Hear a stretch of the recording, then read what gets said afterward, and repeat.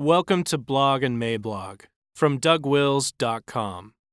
This audio is brought to you by Canon Press.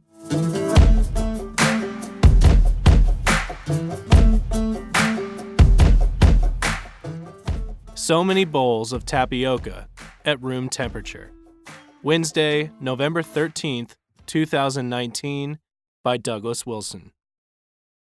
Introduction. I believe that perhaps I should start with the least controversial part of my thesis here today, which is that a good deal of what we see around us in today's culture is the result of a vast conspiracy calculated to make it possible for beta males to get laid.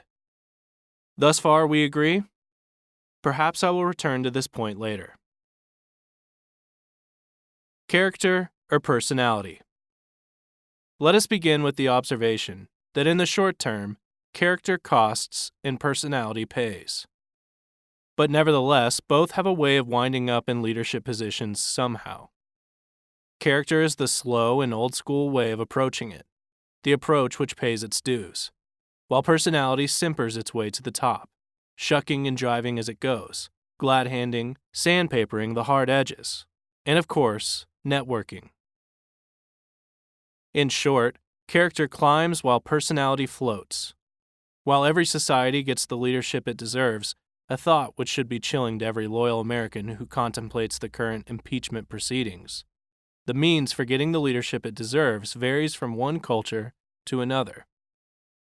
Every society rewards certain behaviors and penalizes others. In our day, we are rewarding the floaters and penalizing the climbers. Just as America has turned away from leaders through character and toward leaders with personalities, so also has the evangelical church done the same thing. Far from providing a true spiritual counterculture, we may have adopted the demented view that there isn't anything the world can do that will not result in an evangelical knockoff. The deep driver of this is our imitation of the personality ethic instead of the character ethic. The personality ethic is all flash and show, and so everything has got to be on the surface. And if everything is on the surface, we cannot be shocked and dismayed at the superficial consequences. Resultant examples range from the trivial to the tragically absurd. If the Calvin Klein logo is hot, we can reverse engineer our own Christ the King logo that looks just like it. And on the tragic end, if the world decides to plunge into the madness of woke, there we are, right on schedule. We decide, mysteriously, to strive for that holy grail of liberalism, the ultimate irrelevance of relevance. This is why Eric Mason calling for a woke church ought to strike us the same way that the band Stryper did back in the 80s. We can also see this in the ubiquity of that loathsome word, celebrities. Life coaches, rock stars, actresses, authors, agents, marketers, publicists, you name it, we got it. About the only place where a celebrity is genuinely useless is on the field of battle. And guess where we are right now? Right, on the threshold of battle. But battles still happen anyway. The virtues that seemed so dispensable during extended times of peace are suddenly in high demand when danger starts to appear.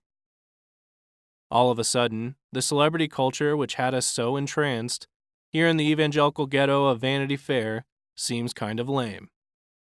It had been so easy to sneer at heroics when heroics seemed unnecessary and passé. It had been the matter of a moment to dismiss the dark warnings of those who, for some reason, like to issue dark warnings. And the king of Israel commented unto Jehoshaphat, There is yet one man, Micah the son of Imlah, by whom we may inquire of the Lord. But I hate him, for he doth not prophesy good concerning me, but evil. And Jehoshaphat said, Let not the king say so. 1 Kings 22:8. Yeah, let not the king say so. Let not the parade ground generals, quasi-celebrities in their own right, at least when there are no wars in sight, grumble too much about the arrival of actual soldiers. They may actually be needed. In short, our evangelical establishment has been like the merchants of Dale, and the outsiders are like Bard, grim and unbending, but a lot more useful when it comes to killing dragons than the Dale Chamber of Commerce would be. We are now standing on the edge of the field of battle, and the distant howitzers have begun to speak in that throaty way of theirs, and we are having trouble arranging our celebrities in a reasonable order. Nothing is working out, and a bunch of them already want to leave. I mean, we already lost Josh Harris. What are we going to do? Thus, we have a generation of leaders who do not know how to fight, wouldn't want to if they did know how to, and who are fully prepared to vilify anyone who suggests that a fight might be in order. The fighting spirit, which is the screaming need of the hour, is disdained. Our leadership acts like so many bowls of tapioca at room temperature. They have about as much courage as could be carved out of a peeled and overripe banana. The dauntlessness that we are now in desperate need of is a dauntlessness that has disappeared with the whistling wind. We are living in a post-dauntless era. The pluck that used to be admired back when your great-grandparents were tots is the kind of demeanor that is admired no more. The spunk that used to characterize our people is a spunk that has been largely despunkified. But Lewis said it well when he said that courage is not so much a separate virtue as it is the testing point of all virtues. Intelligent warriors. But the fighting spirit is not just a spirit that is thoughtless, pugnacious, or belligerent. The kind of fighting spirit I am talking about is not the kind that gets into random bar fights.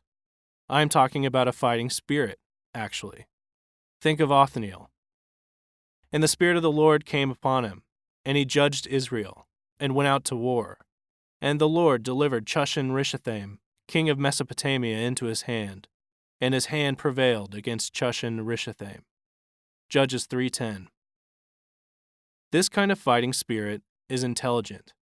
It sees what's going on. It identifies how the enemy has arranged his troops. It sees and understands. So who or what is the culprit in all of this? There are many contributing factors, and books could be written about each one of them. But I want to single out what I believe to be the central villain of the piece. We must see where the problem is. We must plead for the Holy Spirit to grant us boldness, and we must fight in that boldness. Where's the problem? Why do we live in a time when people can seriously maintain, without being hooted from the stage, that there are no differences between men and women, between virginity and experience, between courage and cowardice, between freedom and slavery, between immigration and collapsed borders, between one tribe and another, between savings and debt, between the authority of the Constitution and the authority of courts, and so on?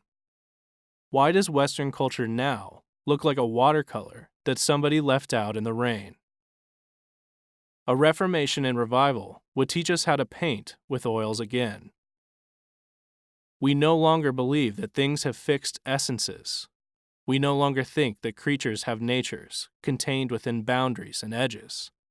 Because of that, we are in a bad epistemological jam, and we cannot get out of it by ourselves.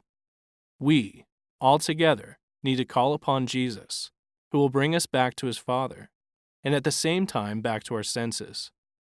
His Father is the one who made heaven and earth, and when he made heaven and earth, he filled it full of discrete and bounded things, and these discrete and bounded things had and have essential natures. They were not just shaped to look like something, but rather were given the internal essence of those things. So a woman is not just matter, shaped like a woman. She is essentially a woman, all the way through. The same goes for a boy, and so on down the entire list. A boy does not just look like a boy. He has the nature of a boy. You may say I'm a dreamer, but I'm not the only one. We are in a battle, therefore, between a world made out of social constructs and the world made out of created essences. If the world around us is the former, then we have the authority and power to do all the dumb stuff we are currently attempting. If the world around us is the latter, then this explains why all these dumb attempts are so staggeringly lame, which they really are. In the world they think they are in, a sex change operation is simply rearranging the furniture. In the world they are actually in, a sex change operation is more like putting lipstick on a camel and calling it séduisante. Without an essential nature, the core of everything has been hollowed out, and this means that the meaning of the surfaces is up for grabs. So when we Christians say that a man cannot just declare himself to be a woman, that he is a man all the way through, this makes no sense to those who have been catechized in the belief that there is no such thing as a fixed and given nature. But returning to the point made earlier, we are well past the point where it will be sufficient to simply say that we have created natures. Some of us, those who were created for fighting and assigned by God to the fight, must actually fight. It is not enough to look like a warrior. It has to go clean through. Today's giveaway deal is Mere Fundamentalism. For the next 5 days, you can find Mere Fundamentalism absolutely free on the Amazon Kindle app. If you are a paperback kind of person, go to canonpress.com and find Mere Fundamentalism 50% off for the next 5 days. Cheers.